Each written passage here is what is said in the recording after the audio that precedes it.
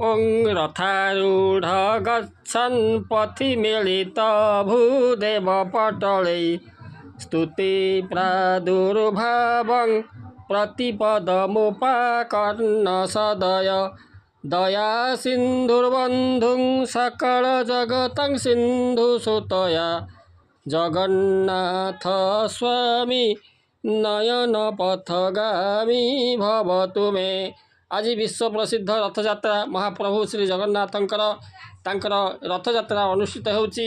सर्वत्र पुरपल्ली ठारू आरंभ करी सर्वत्र महाप्रभुंकर तांकर दिव्य रथयात्रार महोत्सव आयोजित होउची। तेबे आज श्रीक्षेत्र पुरी रे मध्य रथयात्रा खूब आनंद उल्लासर सहित मध्य अनुष्ठित हो सारी एवं ये जो रथयात्रा रे आज वर्षा पाग टिके अनुकूल नथिला। इंद्र देवता से तांकर सुधाधारा बा वर्षार धारा से वर्षण करिसेंती। तेबे ओडिशार अन्यान्य स्थान मानकर मध्य ये जो दिव्य रथयात्रा जगन्नाथ महाप्रभुंकर रथयात्रा अनुष्ठित होउची। रथ टणा पई रथ टाणिबा पई श्रद्धालु मानक मध्य उत्साह मध्य परिलक्षित होउची। से अनुसार आमर केन्द्रापड़ा जिला महाकालपड़ा ब्लॉक अंतर्गत बतीघर पंचायतर उत्तर बरकड़ीखोला ग्राम मध्य ये जो रथयात्रा महाप्रभुंकर तांकर दिव्य रथयात्रा मध्य खूब भक्ति एवं आनंद उल्लासर सहित अनुष्ठित होउची। तेबे उत्तर बरकड़ीखोला ग्रामर नित्यानंद गिरी जे कि से जगन्नाथंकर जड़े परम भक्त एवं जगन्नाथ प्रति तांकर विश्वास रही। तांकरी गृह प्रांगण रे ये जो रथयात्रा तांकर जगन्नाथ मंदिर रही एवं तांकरी जे कि पत्नी जे कि छविता गिरी से मध्य जगन्नाथंकर सेवा पूजा करती। तेणु ये जो नित्यानंद गिरी से निजे ये जो जगन्नाथ महाप्रभुंकर एक भव्य रथ मध्य से निर्माण करी तांकर प्रतिवर्ष भली ए वर्ष मध्य रथयात्रार से आयोजन करिसेंती। एवं ये जो श्रद्धालु माने अति भक्ति एवं आनंदर सहित उत्साह सहित रथ को मध्य से माने टाणुचंती।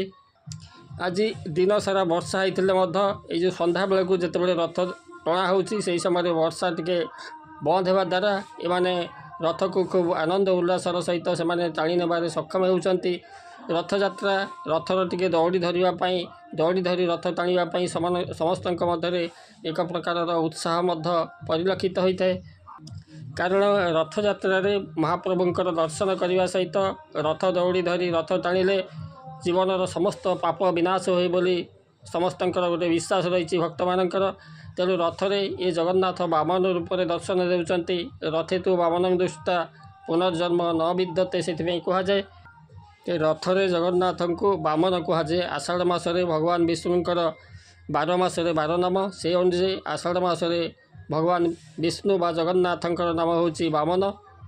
तेणु रथरे वामन भगवान दर्शन करने सहित रथ को टाणिले सेमानक जीवनर समस्त पाप क्षय होगा सहित धर्म अर्थ काम मोक्ष चतुर्वर्ग फल प्राप्ति होता है। से उद्देश्य रथ टाणीबापी समस्त मध्य एक आनंद उत्साह परिलक्षित होउची। तेबे ये जो रथ टणारे पुरुष मानक सहित महिला माँ माने मध्य से सामिल अछंती। छोट पिला माने मध्य ये जो आग्रहर सहित रथ मध्य से टाणुचंती। एवं ये जो उत्तर बरकड़ीखोला ये जो ग्रामर नित्यानंद गिरींकर तांकर जो गृह प्रांगणर ये जो रथ से वर्तमान माउसी माँ मंदिर जहाँ कि कहुए गुंडीचा मंदिर जहाँ कि नीलांबर बारिकंकर गृह अभिमुखे से तांकर यात्रा आरंभ करिसेंती। तेणु महाप्रभु तांको घरे मध्य 9 दिन अवस्थान करेंगे। ये हूँ नवदिनात्मक यात्रा। तेणु 9 दिन में तांकरी घरे मध्य तांकर सेवा पूजा मध्य कराजिबो। एवं बाहुड़ा दशमी दिन महाप्रभु से तांकर स्वगृह अर्थात नित्यानंद गिरींकर तांकर ये जो मंदिर अभिमुखे से तांकर प्रत्यावर्तन करेंगे। तेणु महाप्रभुंकर ये जो दिव्य यात्रा रथयात्रा ताको गुंडीचा यात्रा पतित पावन यात्रा घोष यात्रा मध्य ताको कहुए। आड़प मंडप यात्रा ताको मध्य अंतर्वेदी यात्रा मध्य कहुए।